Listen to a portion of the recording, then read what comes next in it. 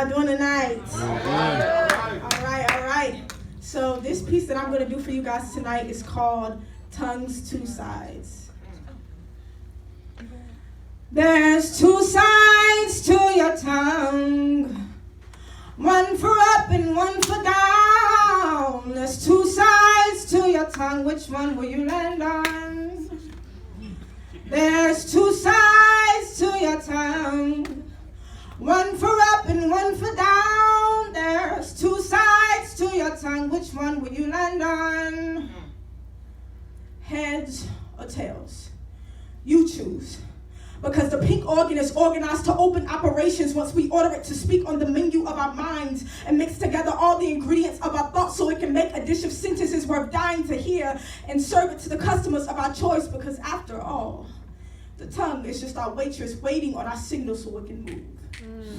It's the centerpiece right in the middle of the world in our mouths that makes impossible fight to see which one will get the chance to fall off the tip. It's why rivers of royalty overflowed on the people who flooded themselves in speaking those things that are not as though they were so it could dry out the doubt from the things unseen. It's why death is warring with its existence because it wants to starve the life out of the tongue's taste buds so it can want for everything other than good. As you can see, the tongue goes through a lot. It goes through wear and tear as you wear it out with the wrecking ball. You throw its weight every day to tear down the uplifting that it's supposed to be used for. It's put in a cave of confusion every time we choose to curse out of the same place we speak love in.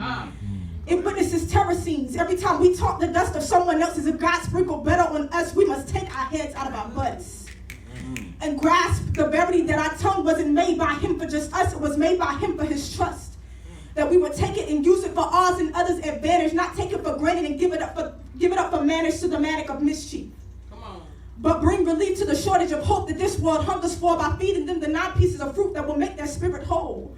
We have the power to change this nation. Because our mouth makes malice keep it moving. Our speech has the authority to authorize new beginnings. Our tongue holds the dominance to dominate over all destruction like the Fantastic Four. We got ourselves in the Trinity to take on the world. And this is why God gave us our tongues. This is why he created Proverbs 18:21, because he knew that it would do more than just sit as written words, because he was the first person to push the power button on it. But with all this being said, it's your choice on which side you want to take, because I can't make you mind this matter.